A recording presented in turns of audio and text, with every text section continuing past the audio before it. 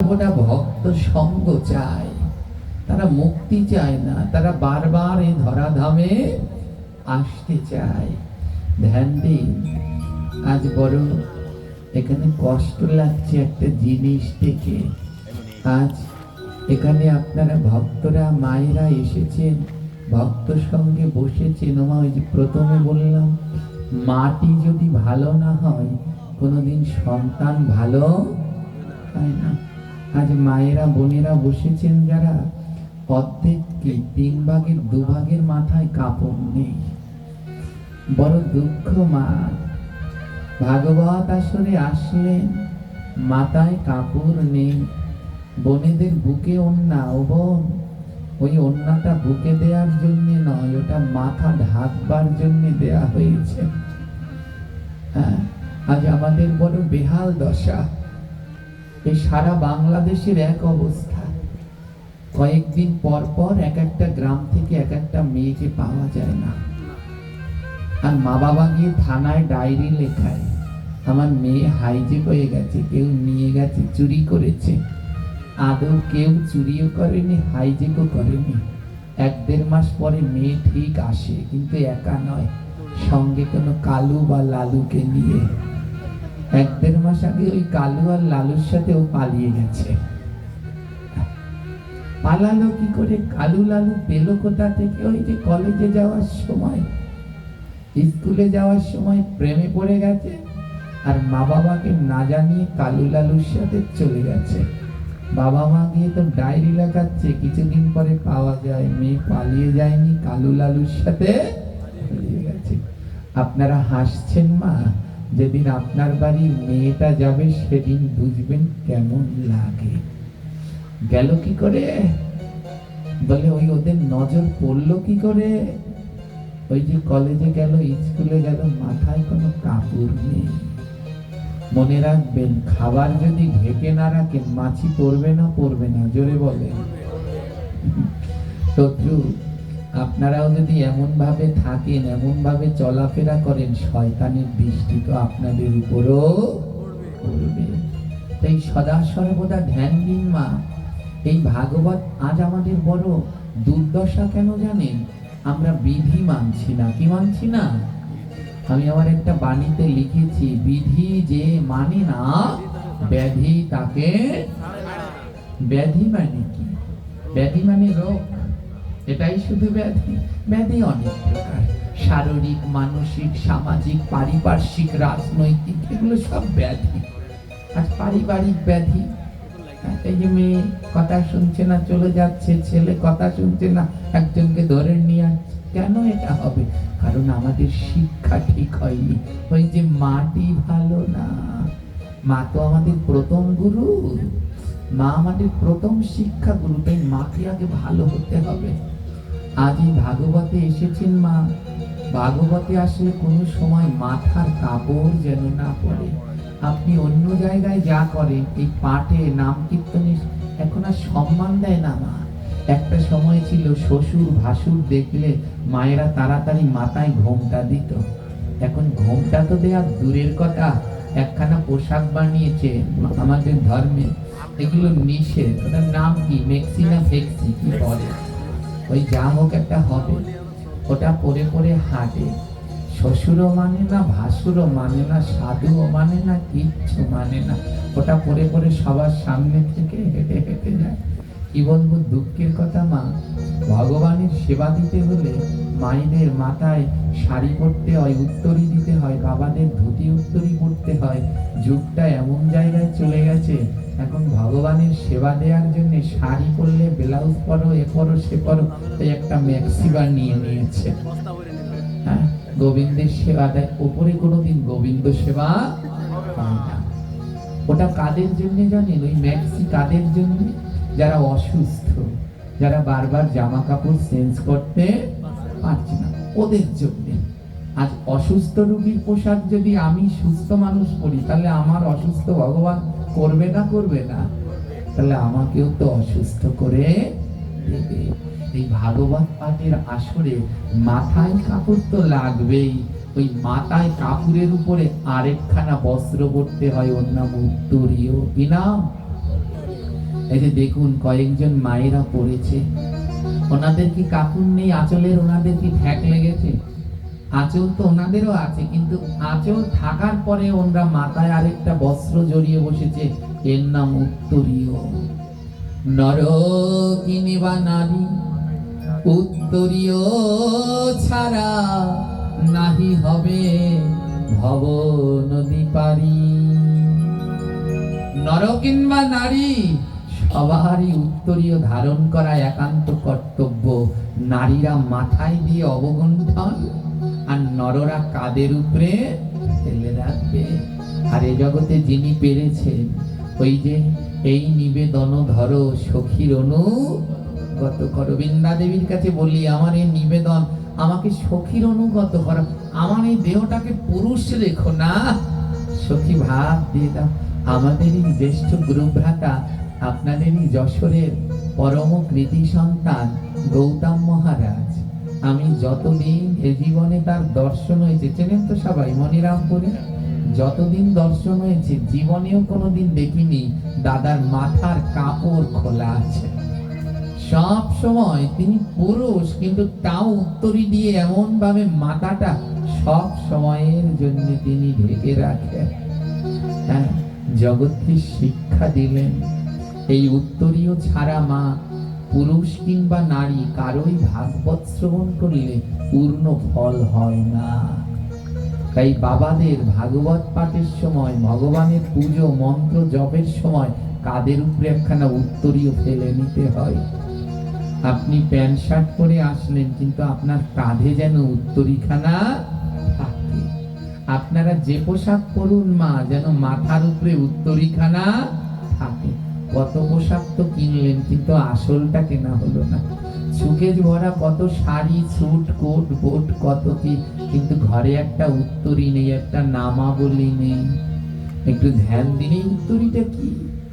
আপনি মন্ত্র জপ করবেন, গুরু মন্ত্র, আপনার মাথায় যদি উত্তরী না থাকে জপ হবে না। আপনি ভোগ লাগাতে যাবেন, পুজো দিতে যাবেন, উত্তরী বা নামাবলী আপনার গায়ে না থাকলেও ভোগ গোবিন্দ গ্রহণ। এই উত্তরী কি জানেন? এ কোনো সাধারণ কিছু নয়। আজও ভারতবর্ষের শ্রেষ্ঠ সম্মান হলো উত্তরী। উত্তরীর থেকে ভারতের শ্রেষ্ঠ কোনো সম্মাননা নেই। দেখবেন ভারতে যখন কোনো পুরস্কার দেয়া হয়, কাউকে সম্মাননা দেয়া হয়, আগে কি সম্মাননাটা, ওই পুরস্কারটা আগে দেয়? আগে কি দেয়?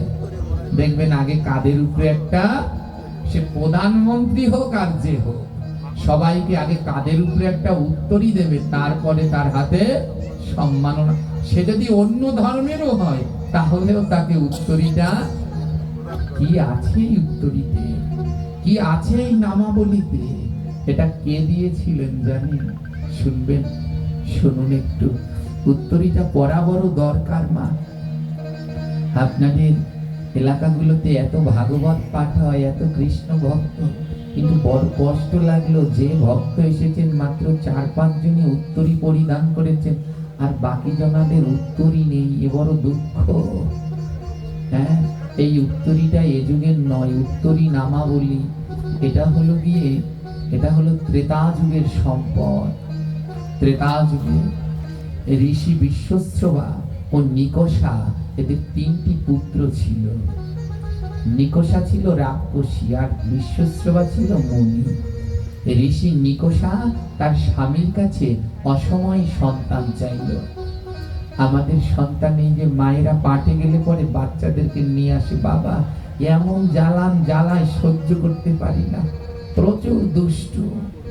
আছে কি না?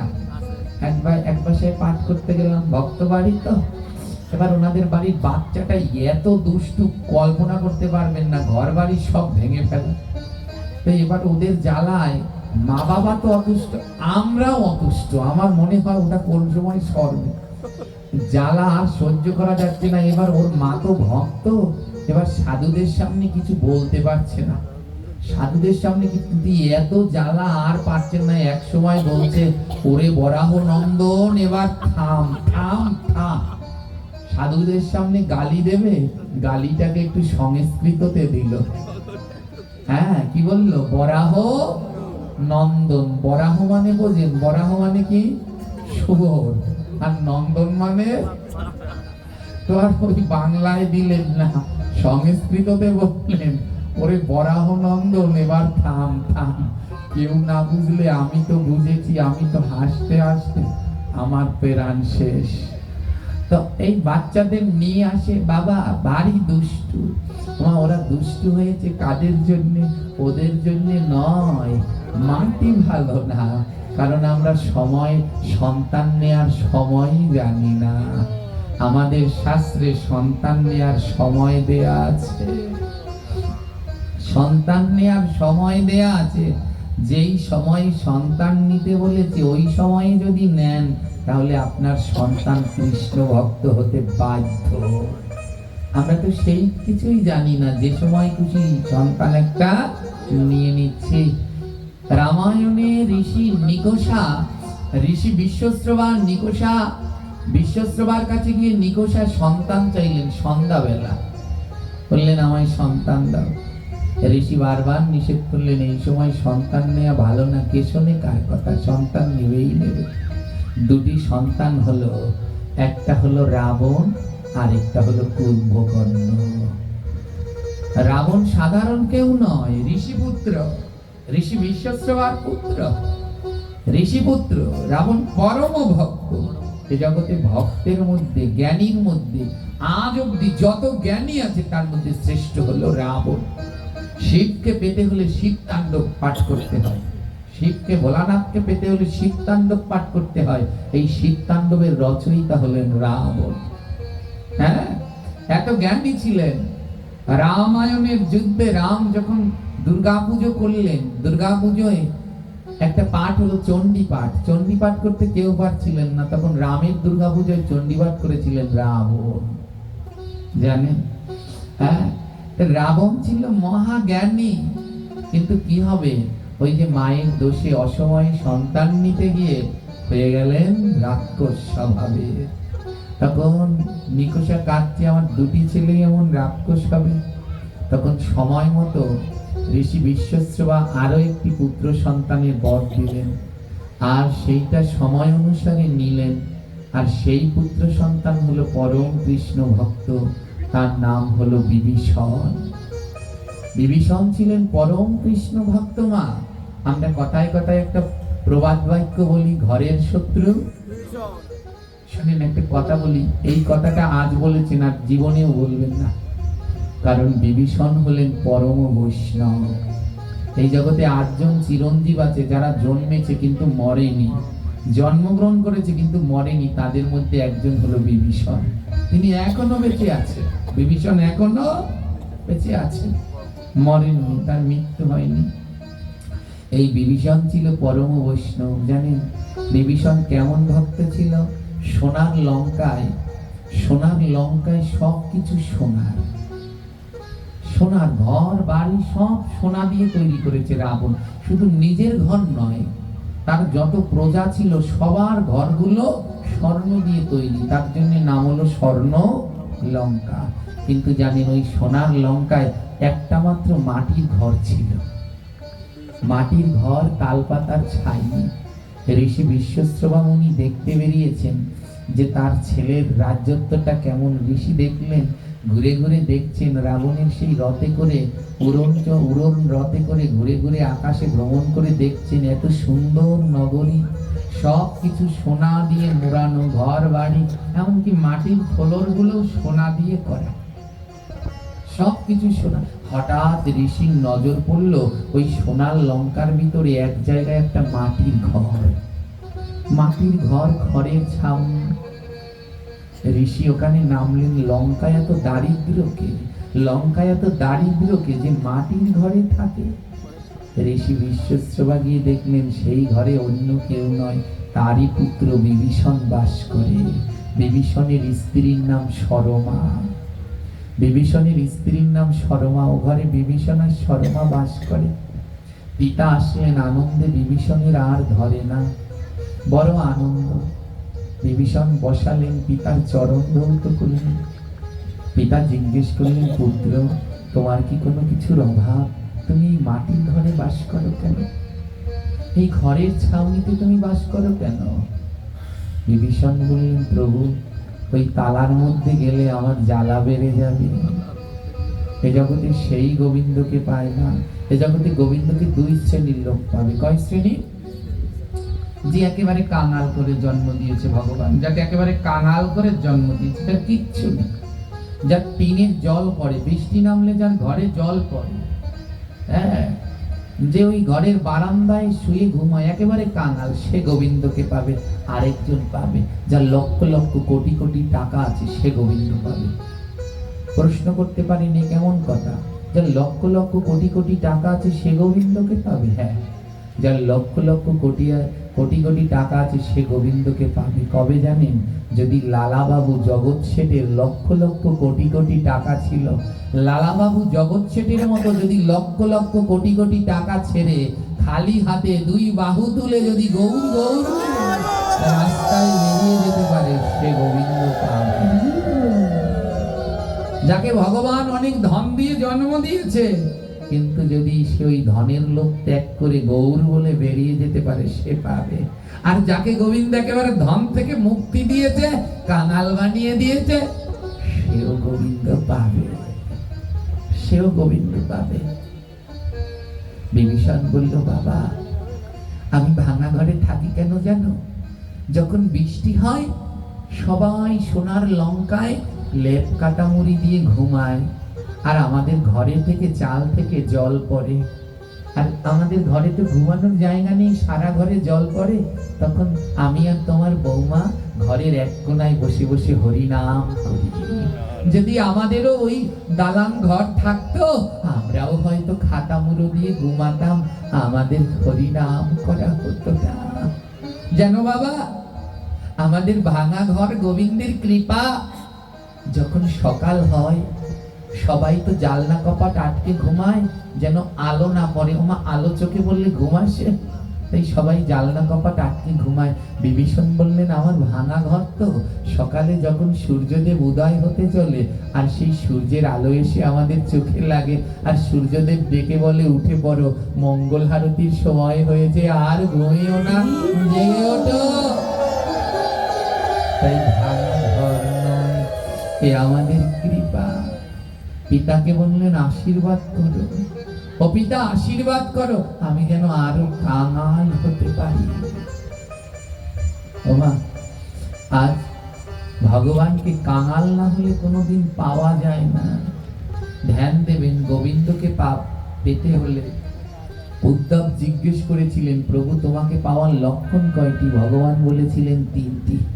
বলে প্রথম লক্ষণ, বলে কাঙাল বানাই, ভক্তকে কাঙাল বানাই। মানে যারা ভগবানকে ডাকবেন তারা কোনোদিন ধনী হবেন না, তারা কোনোদিন ধনী হবেন না। তাদের ভগবান দিন দিন কাঙাল বানিয়ে দেয়, কেড়ে নিয়ে যায়। তাদের ভগবান এত ধন দেয় না। এই দাদার সাথে সন্ধ্যাবেলায় কথা বলছি, ওইটুকু কথার মধ্যে কত কিছু শিখলাম।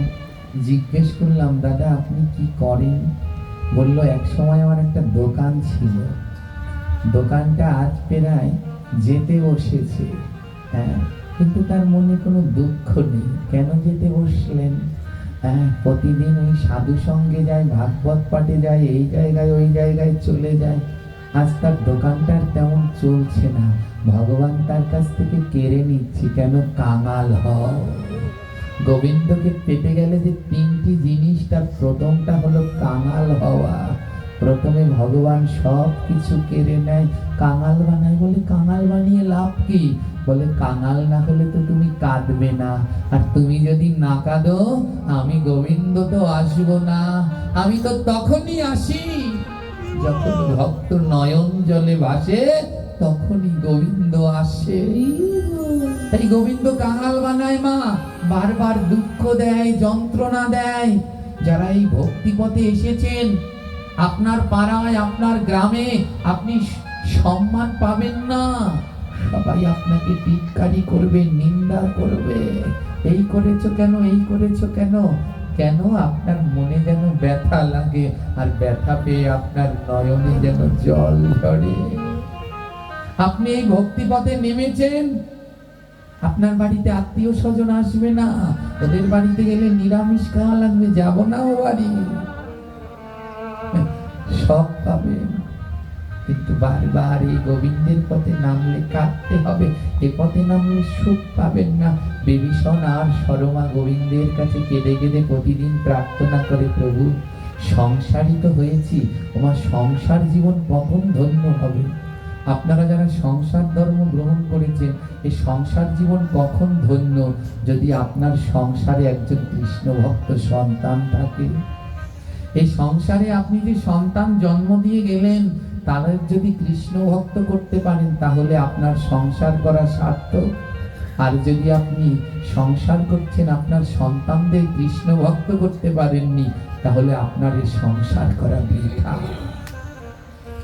বিভীষণ আর সরমা প্রতিদিন কাঁদে, প্রভু গো, আর কিছু দেওয়ার না দাও, আমাদের ঘরে একজন কৃষ্ণ ভক্ত সন্তান দিও।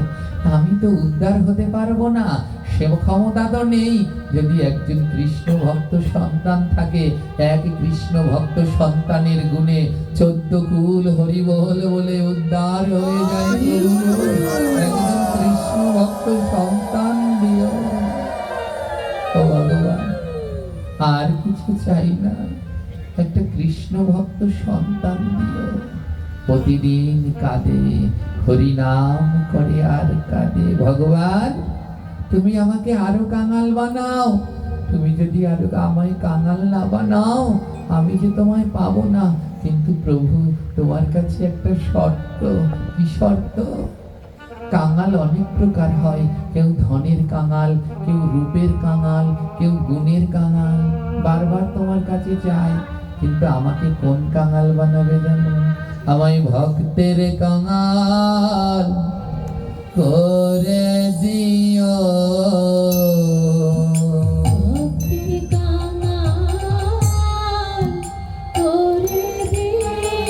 যেন ভক্ত সঙ্গ করতে পারি, ভক্তের কাঙাল করে দিও।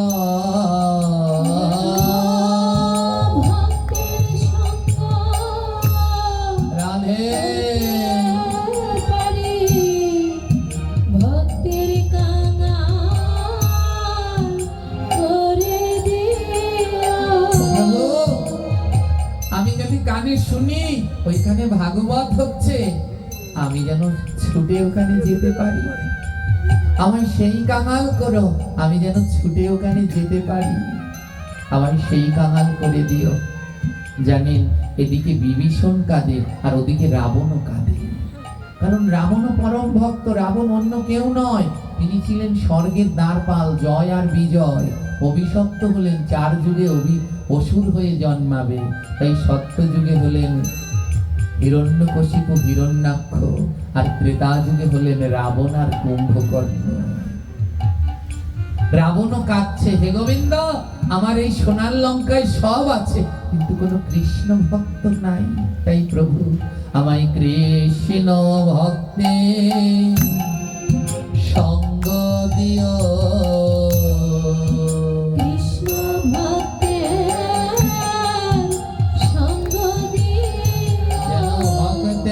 সেবায় লাগে রে পারে, আমায় কৃষ্ণ ভক্ত সঙ্গ দেয়া।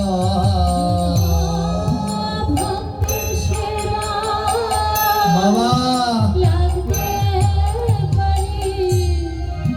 কৃষ্ণ ভক্ত সঙ্গ প্রভু, আমার এই সোনার লঙ্কায় এমন কিছু নেই যে নেই, শুধু একটা কৃষ্ণ ভক্ত নেই। তাই আমার এই সোনার লঙ্কায় একজন কৃষ্ণ ভক্ত পাঠিও প্রভু। রাবণের 1.25 লক্ষ পুত্র ছিল। কয়টা পুত্র? শুধু মেঘনাথ একা নয়, 1 লক্ষ ছেলে ছিল, 1.25 লক্ষ নাতি। কিন্তু রাবণের 1 লক্ষ ছেলে, একটাও কৃষ্ণ ভক্ত ছিল না। তাই রাবণ প্রার্থনা করত, প্রভু তুমি একজনকে পাঠিও এই সোনার লঙ্কায়, যেন কৃষ্ণ ভক্ত হয়। এদিকে ওই বিভীষণের স্ত্রী সরমা গর্ভাবতী হলেন, আর 10 মাস 10 দিন পরে সরমা একটি পুত্র সন্তান প্রসব করলেন। ওমা এ জগতে কৃষ্ণ ভক্তদের যখন আগমন হয় তখন পৃথিবীতে কিছু দিব্য লক্ষণ দেখা দেয়। আজ সরমা যখন পুত্র সন্তান প্রসব করলেন, পৃথিবীর মাঝে কিছু দিব্য লক্ষণ দেখা দিল। কি লক্ষণ দেখা দিল জানেন? শঙ্খ বাজে, ঘন্টা বাজে, হরে গো জয় ধ্বনি।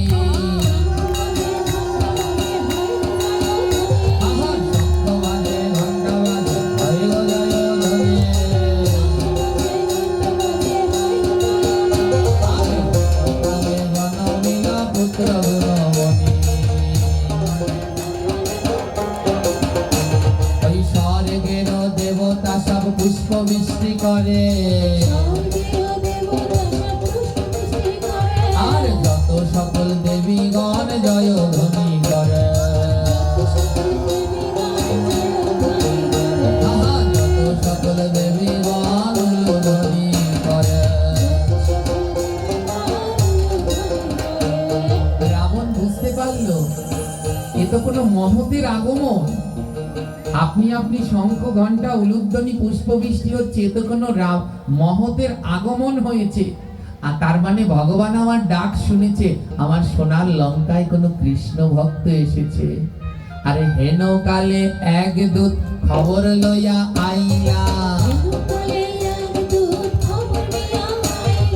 তোমার ভাইয়ের ছেলের পুত্র সন্তান হইলা।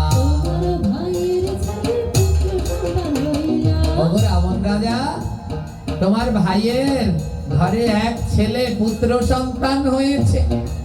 রাবণের আনন্দ আর ধরে না। আমি যে কৃষ্ণ ভক্তের জন্য অপেক্ষা করছি, সেই সন্তান আমাদের বংশে এসেছে। রাবণ রাজা আনন্দিত হয়ে রওনা দিয়েছেন।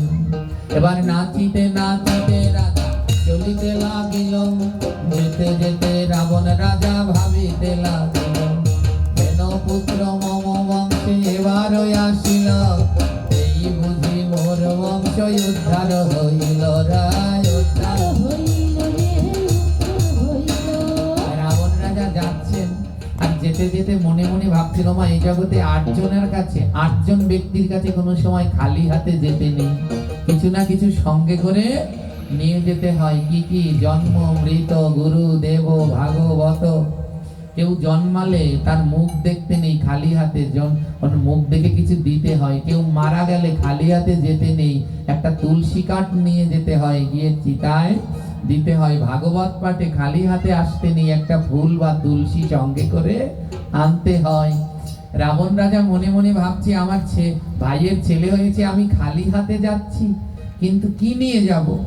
উপহার দিলে তো আমার ভাইয়ের ছেলে নেবে না, কারণ এত এত ধন সম্পদ আমার ভাই সেটাই ভোগ করে না, ভাঙা ঘরে তাকে।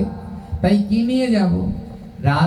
ওই যখন রাস্তা দিয়ে যাচ্ছে, পথের পাশে দেখে রাজা বন ফুল ফুটিছে, সেই ফুল তুলে রাজা মালা যে গাঁথিছে, সেই মালা নিয়া রাজা চলিতে লাগিল। বিভীষণের গৃহে গিয়া উপনীত হলো। রায় উপনীত হলো। বলে একে তো টাকা পয়সা দিলে নেবে না, তাই একটা ফুলের মালা নিয়ে যাই। নিজের হাতে ফুলের মালা নিয়ে গেছে। এবার গিয়ে ভাইয়ের ছেলের মুখ দেখছে। ওমা মুখ দেখে না, ওই ভাইয়ের ছেলে তো আর সাধারণ কেউ না, সবে মাত্র জন্মেছে, রাবণের সাথে চোখে চোখে কথা বলছে, মুখে না কিসে বলছে। রাবণ দেখে চিনতে পেরে গেছে, আর ওই ছেলেও দেখে রাবণকে চিনতে পেরে গেছে। রাবণ রাজা বলছে, তোমার মনে কি পড়ে গো? শোনো শোনো পুত্র আমার, মনে কি পড়ে গো?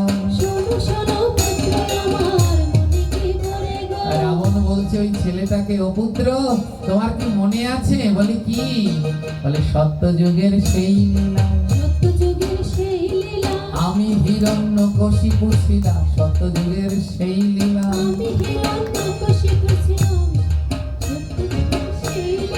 তোমার কি মনে পড়ে? আমি সত্যযুগে হিরণ্যকশিপু ছিলাম। ওমা এই রাবণ সত্যযুগে কে ছিল? ছেলেটাকে জিজ্ঞেস করছে, তোমার মনে পড়ছে? তুমি ছিলে সেই প্রহ্লাদ, তুমি ছিলে সেই প্রহ্লাদ। আজ বিভীষণ বিভীষণের ঘরে যে সন্তান জন্মগ্রহণ করেছে ও সত্যযুগে প্রহ্লাদ ছিল। রাবণ জিজ্ঞেস করছে তোমার মনে পড়ছে তুমি সেই সত্যযুগে ছিলে প্রহ্লাদ আর আমি ছিলাম হিরণ্যকশিপু, জানো এই যুগেও আমাদের দেখা হয়েছে কিন্তু একটু পার্থক্য কি, সেই যুগে পিতা ছিলাম এই যুগে জেঠু হলাম। এই যুগে পিতা ছিলাম, এই যুগে পুত্র হলাম। তাহলে সত্যযুগে আমি তোমার পিতা ছিলাম আর এই যুগে হলাম জেঠু। রাবণ জেঠু, বিভীষণের ছেলে। বলে মনে পড়েছে, কিন্তু আমাদের স্বভাব না একই আছে। সত্যযুগেও আমি অসুর ছিলাম, এই ত্রেতা যুগেও আমি অসুর। আর সত্যযুগে তুমিও ভক্ত ছিলে আর ত্রেতা যুগেও তুমি ভক্ত হয়ে জন্মেছ। ত্রেতা সত্যযুগের সেই প্রহ্লাদ ত্রেতা যুগে জন্মেছে বিভীষণের পুত্র হয়ে। বিভীষণ বলছে দাদা তুমি যখন এসেছো আমার ছেলের একটা নাম রাখো। রাবণ বলছে বিভীষণ তোমার এই ছেলে কোনো সাধারণ ছেলে নয়, আমাদের এই রাক্ষস বংশ তরানোর জন্য এই ছেলে জন্মেছে। তাই রাক্ষস কুল তরাইতে জন্ম হইল, রাক্ষসকুল তরাইতে জন্ম হইল। তরণী সেন রাবণ রাজা নাম রাখিল। তরুণী সেন রাবণ রাজা নাম রাখিল। এই ছেলে আমাদের রাক্ষস কুল তরিয়ে নিয়ে যাবে, তার জন্য এই ছেলের নাম রাখলাম তরণী। কি নাম রাখলো? বিভীষণের একটা ছেলে একটা মেয়ে, ছেলের নাম তরণী, মেয়ের নাম কলা। দিনে দিনে তরণী বাড়িতে লাগিল, মাতা পিতার সমান ভক্ত হইল। গোবিন্দ ছাড়া আর কিছু নাহি বোঝে, সদা কৃষ্ণ নামে সে নয়ন জলে ভাসে, নয়ন জলে। মাতা পিতার মতো তরণী সেন হলো পরম কৃষ্ণ ভক্ত মা। গোবিন্দ ছাড়া কিচ্ছু বোঝে না, সদা নয়ন জলে ভাসে। একদিন ওরা প্রতিদিন ভোগ লাগিয়ে গোবিন্দের প্রসাদ পাইতো। রাবণ রাজা ঘোষণা দিয়েছেন, রাবণ রাজা ঘোষণা দিয়েছেন এই রাজ্যে যদি কেউ রাম নাম করে তার মাথা কেটে ফেলা হবে। তাই মনের দুঃখে বিভীষণ রাজ্য ত্যাগ করেছে। যে রাজ্যে রাম নাম করা যাবে না সে রাজ্যে থাকবো না। বিভীষণ রাজ্য ত্যাগ করে চলে গেছে, কিন্তু তরণী সেন যায়নি। তরণী সেন যায়নি, তরণী সেন রয়ে গেলেন। তরণী সেন তার মায়ের সাথে লঙ্কায় রয়ে গেলেন। তরণী সেন বাবা প্রতিদিন ভোগ লাগাতেন, আজ বাবা চলে গেছে তো মা সরমা বলছে যা তরণী আজ গিয়ে তুই ভোগ লাগা। তরণী বলছে মা আমি কি ভোগ লাগাবো, আমি তো কোনো মন্তর জানি না, আমি কি দিয়ে ভোগ লাগাবো, ভোগ লাগাতে গেলে তো মন্তর পারা লাগে, আমি তো কোনো মন্তর পারি না মা। মা বললেন ওই মন্তর কথাটা বারবার বলতো বাবা। ছেলে বলতে লাগলো মন্তর মন্তর মন্তর মন। ওরে ওই লেখা মন্তরে গোবিন্দ পাওয়া যায় না, এ মনটা তোর, তোর মন গোবিন্দকে দিয়ে দে, ওটাই মন্তর, ওই মন্তরে গোবিন্দ পাবি, লেখা মন্তরে পাবি না। যা বাবা যা। ভোগের থালা দিয়ে দিলেন। তরণী সেন ভোগের থালা নিয়ে গোবিন্দের কাছে গেলেন। ভোগ লাগাতে বসেছে, ভগবানকে ডাকছে আসো প্রভু, আসো গ্রহণ করো। আমি কোনো মন্তর জানি না, আমার মা বলেছে মন দিয়ে ডাকলে ওটাই মন্তর। আমি ডাকছি এসো না ভগবান। ভগবানকে ডাকছে হরে কৃষ্ণ হরে কৃষ্ণ কৃষ্ণ কৃষ্ণ হরে হরে হরে রাম হরে রাম রাম রাম হরে হরে। কৃষ্ণ সবাই মিলে উচ্চ স্বরে বলবেন মা। কৃষ্ণ কৃষ্ণ আরো জোরে। হরে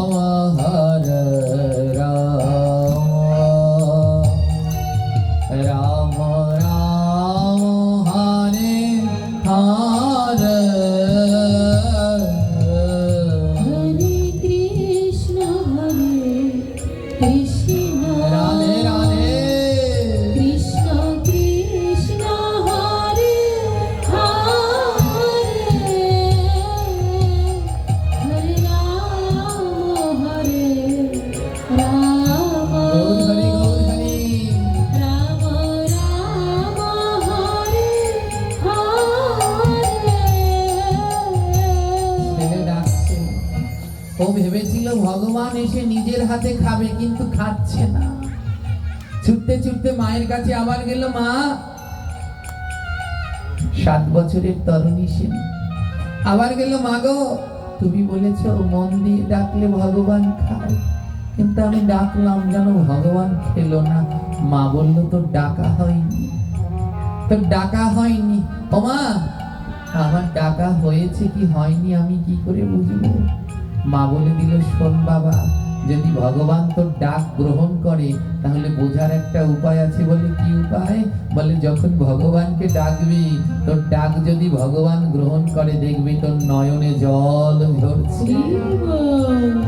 হে কৃষ্ণ ভক্ত, আপনি নাম করছেন, কি করে বুঝবেন আপনার নাম গোবিন্দ গ্রহণ করেছে কিনা?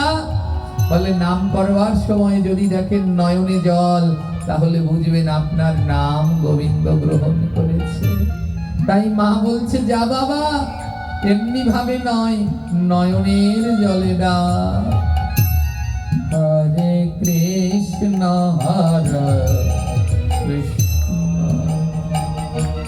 কৃষ্ণ কৃষ্ণ হরে হরে, হরে রাম হরে রাম, রাম রাম হরে হরে। হরে কৃষ্ণ হরে রাধে রাধে গো। কৃষ্ণ কৃষ্ণ হরে হরে, হরে রাম হরে রাম, রাম রাম হরে হরে।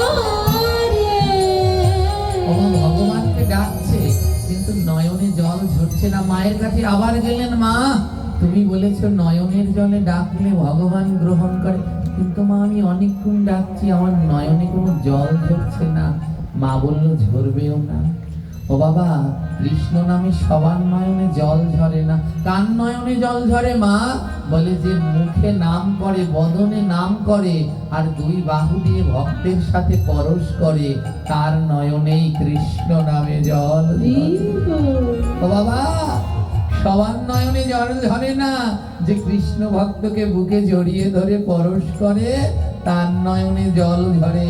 ছেলে দুটো হাত বাড়িয়ে দিয়ে বলছে, মা, এই লঙ্কায় রাক্ষস ছাড়া কেউ নেই, তুমি কৃষ্ণ ভক্ত, আসো না মা, একবার তোমার পরশ করি, যেন আমার নয়নেও কৃষ্ণ নামে জল ঝরে। কৃষ্ণ হরে কৃষ্ণ গৌরহরি কৃষ্ণ কৃষ্ণ হরে হরে, রাধে রাধে।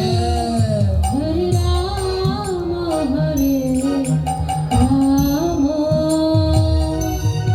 রাম রাম হরে হরে। যদি নয়নের জলে তরুণী সেন ডাকছে ভগবানকে, কিন্তু আসছে না। আবার মায়ের কাছে গেছে। মা, আমি নয়নের জলে ডাকলাম, তাও এলো না। মা বলল, তাহলে তোর ওই হাতে গোবিন্দ খাবে না, তোর হাতে যেন কি পাপ আছে, তাই তোর হাতে বোধহয় খাবে না। কি করলেন জানেন? ঠাকুর ঘরে গিয়ে একটি বটি নিলেন, বললে যে হাতে তুমি খাবে না ও হাত রেখে কি লাভ? তরুণী সেন একটি বটি নিলেন, আমি এই হাত আজ কেটে ফেলবো। আজ এই বটি নিয়ে হাতে কোপ দিতে গিয়েছে, পিছন থেকে ভগবান হাতটা টেনে ধরেছে, দাঁড়াও ভক্ত, কেটো না। তুমি যদি হাত কেটে ফেলো, আমি কি করে তোমার হাতে সেবা করব? সেদিন তরুণীর হাতে গোবিন্দ সেবা করেছিল আর আশীর্বাদ করেছিল, এই জগতে বৈষ্ণব বান ছাড়া তোমায় কোনো অস্ত্রে মারা যাবে না। রাম রাবণের যুদ্ধ হলো জানেন, রাবণের পক্ষের যত সেনা সব রামের হাতে মারা গেল, কেউ বেঁচে নেই। সোনার লঙ্কায় কোনো পুরুষ নেই, একমাত্র তরুণী সেন আর রাবণ, দুজন। তরুণী সেন ছোট বাচ্চা, রাবণ আর যুদ্ধে যাবে, তরুণী সেন গিয়ে দাঁড়ালেন, দাঁড়াও জেঠু, আমি বেঁচে থাকতে তুমি কেন যুদ্ধে যাবে? আজ আমি যুদ্ধে যাব। রাবণ বলছে, তুই যে ছোট বাবা, তাতে কি, আমি ক্ষত্রিয় বংশের, আমি আর যুদ্ধে যাব। রাবণ মনে মনে বলছে, আমি জানি তুই যদি যুদ্ধে যাস ওই রাম কোনোদিন তোকে হারাতে পারবে না। তরণী সেনের মাথায় হাত দিয়ে রাবণ বলছে, বাবা আমার এই বংশকে উদ্ধার করিস। এ জগতে কৃষ্ণ ভক্ত বংশে না হলে উদ্ধার হয় না। যা। মায়ের কাছে গেল, মা আমাকে সাজিয়ে দাও, আমি যুদ্ধে যাব।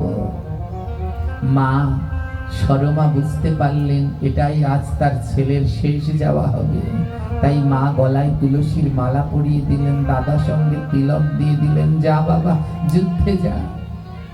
এ জগতে যুদ্ধে যাওয়ার আগে দেখবেন ওই বুকের সামনে একটা বর্ম পরে, দেখেছেন বর্ম রাখে যেন তীর মারলে না। তরণী সেন বলল, মা আমার কোনো বর্ম লাগবে না, তুমি একটা কাজ করো মা, তোমার এক টুকরো শাড়ির আঁচল দাও। তোমার মায়ের শাড়ির আঁচলের থেকে জগতে আর শ্রেষ্ঠ কিছু নেই, ওটা আমি গায়ে জড়িয়ে বসবো, ওটাই হবে আমার বর্ম। মা তার শাড়ির আঁচল দিলেন। সব যোদ্ধারা বুকের সামনে বর্ম নিয়ে যায়, আর তরণী সেন বুকে কি জড়িয়ে নিলেন? মায়ের শাড়ির আঁচল। ও মা আমাকে আরেকটা জিনিস দেবে? বলে কি? আরেক টুকরো শাড়ির আঁচল দেবে। কি করবি বাবা? আমার রথের চূড়ায় উড়িয়ে রাখবো। যার মাথার উপরে মায়ের শাড়ির আঁচল তার কোনোদিন বিপদ হতে পারে না। রথের উপরে ধ্বজা দিতে হয়, আমার রথের ধ্বজা হবে তোমার শাড়ির আঁচল। তাই এক টুকরো শাড়ির আঁচল রথে উড়াইল, আরেক টুকরো শাড়ির আঁচল বুকে জড়াইল। মায়ের শাড়ির আঁচল লইয়া তরুণী যুদ্ধক্ষেত্রে যায়। এক এক করে রামের সৈন্য সব পরাজিত হয়। রামের পক্ষে যত সৈন্য ছিল সবাই পরাজিত হয়ে গেল, শুধু রাম বাকি। রাম বলে বিভীষণকে, বিভীষণ গণনা করে দেখো আজ যুদ্ধে কে এসেছে। গণনা করে বিভীষণ দেখিতে পাইল, আজ রণে তার পুত্র তরণী আইল। বিভীষণ তখন মনে মনে ভাবিতে লাগিল, আজ যদি রামের কাছে সত্য কথা বলি, মোর পুত্র নাহি রামের হাতে হইবে উদ্ধারী। আজ যদি রামের কাছে বলি তরণী আমার পুত্র, তাহলে রাম আমার ছেলেকে মারবে না। আর আমার ছেলেকে যদি রাম নিজের হাতে না মারে, ও যে রাক্ষস কুলে জন্মেছে, ও যে উদ্ধার হতে পারবে না। তাই বিভীষণ বলল, আমি জানি না, আমি গণনা করে পারছি না। রাম যুদ্ধে গিয়ে দাঁড়ালেন, আর যখন রাম দাঁড়ালেন তরণী সেন রামকে প্রণাম করছে। রাম বলছে, বাবা তুমি ছোট, তুমি ফিরে যাও, আমি তোমার সাথে যুদ্ধ করব না। তরণী সেন বলে, আমি ক্ষত্রিয়, আমার কাজ যুদ্ধ করা। হে প্রভু রাম, তোমার যদি সৎ সাহস থাকে আমার সাথে যুদ্ধ করো। মা শিখিয়ে দিয়েছে, বাবারে যদি রাম তোকে বান মারে তুই কিন্তু মারিস না, তুই অস্ত্র বান ফেলে দিস। যেই রামচন্দ্র যুদ্ধে আসলো তরণী সেন ধনুক বান ছেড়ে দিয়েছে। এক এক করে রাম বান মারিতে লাগিল, কোন বান তরণীর গায়ে নাহি যে লাগিল। তরণীর বৈষ্ণব বানে মৃত্যু, এই কথা বিভীষণ গণনা করে পেল। বিভীষণ রামকে বলল, প্রভু কোন বানে একে মারতে, ওমা এ জগতে কোনো পিতা কোনোদিন ছেলের মৃত্যুর খবর বলে? আজ বিভীষণ এমন কৃষ্ণ ভক্ত, বললে আমার ছেলে উদ্ধার হোক। আজ আমার ছেলে যদি এখানে মারা যায়, মৃত্যুকালে রাম বদন দর্শন করতে করতে মারা যাবে, আর রাম বদন দর্শন করে মারা গেলে তার উদ্ধার হয়ে যাবে। তরণী সেনের মৃত্যুর বাণের কথা বলে দিলেন বিভীষণ। রামচন্দ্র সঙ্গে সঙ্গে বৈষ্ণব বাণ নিল, আর তরণী সেনের উদ্দেশ্যে সেই বাণ মারিল। বৈষ্ণব বাণ তরণী সেনের গায়ে লাগলো না, জানেন? বৈষ্ণব বাণ তরণী সেনের চরণে গিয়ে পড়ল। বৈষ্ণব বান গিয়ে তরণী সেনকে বলছে, ওগো তরণী, আমি কেমন করে তোমার মাথা কাটবো? আমার প্রভু বলেছে তোমার মাথা কাটতে, আমি তো তোমার মাথা কাটতে পারবো না, তুমি যে কৃষ্ণ ভক্ত। বৈষ্ণব বানকে তরণী সেন বলল, ওগো বান, তুমি যদি আজ আমার মাথা না কাটো, প্রভুর বাণী লঙ্ঘন হবে। ভগবান, তুমি আমার মাথাটা কাটো, আমি অনুমতি দিলাম, কিন্তু বৈষ্ণব বান আমার মাথাটা কেটে তোমার তীরের মাথায় করে আমার রামের চরণে নিয়ে ফেলবে। সেইখানে বৈষ্ণব বান তরণীর মাথা কাটিল, আর কাটা মাথা নিয়ে বৈষ্ণব বান রামের চরণে দিল। আর কাটা মাথা বদনে রাম রাম করে, ইহা দেখে রামচন্দ্রের দুই নয়নে জল ঝরে। ওই কাটা মাথা রাম রাম রাম রাম বলছে, আর এই দেখে রামচন্দ্রের নয়নে জল ঝরছে। এই দিকে কেউ একজন গিয়ে বলল, সরমাকে, সরমা, তোমার একমাত্র ছেলে আর বেঁচে নেই। ছুটিতে ছুটিতে সরমা রণক্ষেত্রে আইল, আইসা দেখে পুত্রের দেহ তথায় পড়ে রইল। এসে দেখে সরমা পুত্রের দেহটা পড়ে রইল। তোমার এই জায়গাটা বড় মন দিয়ে শুনবেন। দেহটা পড়ে আছে, রক্ত ঝরছে, কিন্তু মাথাটা নেই। আর ছেলের গায়ে সেই মায়ের শাড়ির আঁচলটা। তখন মা কি করলো জানেন? সেই আঁচলে মা পুত্রের রক্ত দিয়া রাম নাম লিখিল। লতা পাতা পুষ্প কত কিছু আঁকিল। বলে, আমার রাম যদি আসে, আমি রামকে কি দেব? তাই ওই আঁচলে ছেলের রক্ত দিয়ে রাম নাম লিখলেন, নকশিকাটা তৈরি করে। আর সেই ছেলের রক্ত দিয়ে রাম নাম লিখলেন, লতা আঁকলেন, তুলসী পাতা আঁকলেন। আর ওই মায়ের কান্না শুনে রামচন্দ্র ছুটতে ছুটতে এসেছে। কে তুমি কাঁদছো? বিভীষণ বলে, আমার স্ত্রী সরমা, আর আপনার কোলে যে কাটা মুন্ডু, এ আমার পুত্র তরণী সেন। সরমার কাছে যখন আসলো রাম, সরমা বললেন, প্রভু, তোমাকে দেয়ার মতো তো কিছু নেই, তাই আমার শাড়ির আঁচলে পুত্রের রক্ত দিয়ে আমি এই চিত্র অঙ্কন করেছি। রামচন্দ্র বলে, শোনো, এই রক্ত বিফল নাহি যাবে, আজ থেকে ইহার নাম রামাবলি হবে। ও সরমা, তুমি যে এই রক্ত দিয়ে আঁচলে রাম নাম লিখলে, আজ থেকে এর নাম হবে রামাবলি। তুমি যে দুই টুকরো শাড়ির আঁচল দিলে, যেই টুকরো রথের চূড়ায় উড়িতে লাগিল, তাহার নাম জগতে উত্তরী হলো। ওমা, এই উত্তরী আর নামাবলী অন্য কিছু নয়, সেই পরম কৃষ্ণ ভক্ত মাতা সরমার শাড়ির আঁচল। যেই টুকরো রথের চূড়ায় উঠছিল, তার নাম হলো উত্তরী, আর যেই টুকরোতে রাম নাম লিখেছিল, তার নাম হলো রামা বলি। প্রভু কহে, আজ থেকে শ্রেষ্ঠ হইবে দান, উত্তরী আর রামাবলির মতো হইবে না মহান।